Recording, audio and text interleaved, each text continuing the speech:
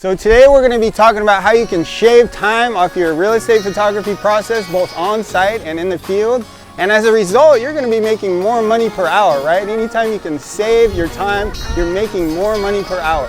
We're also going to be looking at some ways where it's win-win and you can actually save time and provide a better product. So let's just get in there and check out these 10 techniques. Close your eyes, only got one eye, just put your trust in. So the first time saver we're going to discuss is consider shooting handheld. Now this is only going to apply in certain situations. For example, when you have a home with white walls, and also you're going to have a client who doesn't mind kind of blown windows, and also maybe the lights in the house being turned off. But if all those factors line up, and me personally, I'm seeing a lot more agents kind of looking at magazine style imagery and interior design style imagery, and they're liking this sort of imagery for your listings. So I figure if you get, say, 20% of your agents doing this, you're moving through a house, single shots, handheld.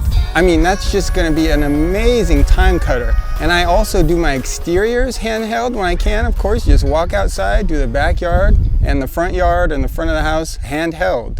And I also shoot all my details handheld. When I get really tight, I turn off all the lights and I get those details handheld. The second time saver I've got is process all your raw images into JPEGs when you get home. Just batch process the whole thing. You might have to have one set of Lightroom presets for your interiors and one set for your exteriors. And you might have to take a little bit more care on site getting your exposure right. But the truth is, if you batch process all of your RAWs into high quality JPEGs, and just put those into your composites, that's gonna be a much faster way to do things. I picked this method up from Charles Lynch, and I don't personally utilize it a lot yet because, you know, don't use me an example. I get home and I have like an hour of post and it's not a big deal for me. But if I was shooting 3 and 4 homes a day, I would definitely utilize this technique. Just to give you an example, an average composite for me might take, say, 2 or 3 minutes. It takes almost a minute, maybe a little less than a minute, but 30 seconds to a minute to just import my images from the raw editor. So it kind of processing that, right? If you can do that all in a single batch when you get home, huge time saver. So the third time saver is going to be your tripod choice. I'd say the ideal scenario is you want to be adjusting your tripod legs as little as possible. So when you're going through certain sections of the house, you just have your tripod legs extended to a certain extent, and then you're using a hopefully long center column to get all the various heights you need. That way your tripod legs are almost always staying level. You have this great long center column that gets you all those heights you need. It's really a time saver. There's a link to a specific 4-section tripod that I really recommend below. It's the new Ben Rowe, and it's really great. If you only extend one section of the legs fully, which will keep your tripod level, it's a really nice height, and again, it has a good long center column. The fourth topic we'll talk about, how to save time, is just to use flash. And this one I might be a little bit biased on, I'll admit,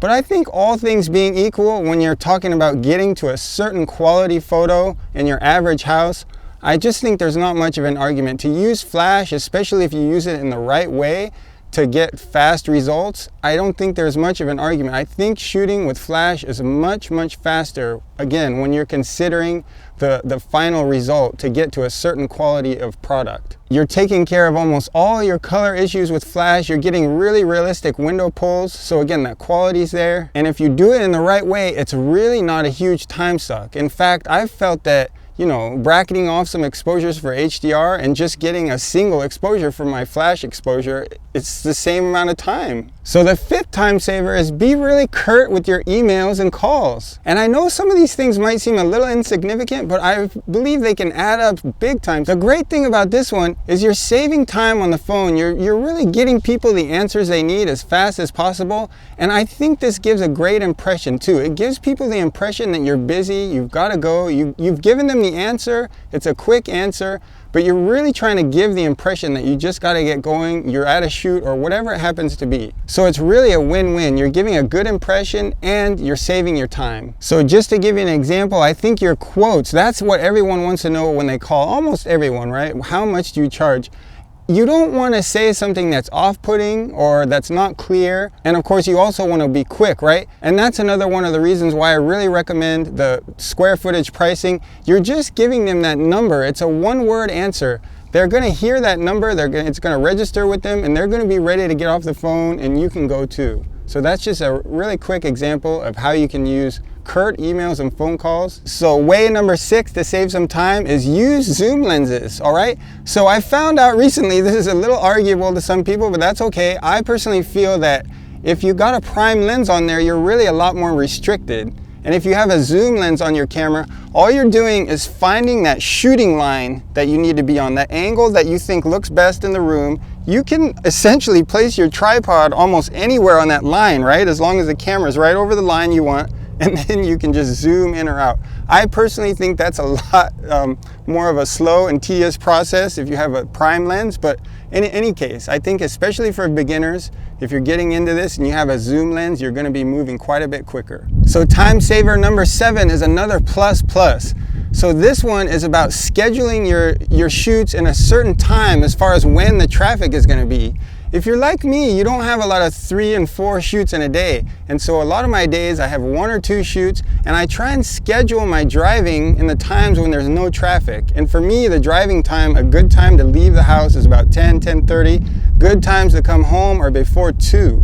And personally, I think this looks great. If I have a Thursday that's not really booked, somebody calls me and they say, "Can you shoot Thursday?" And I say, "Yeah, I can shoot the house at 11.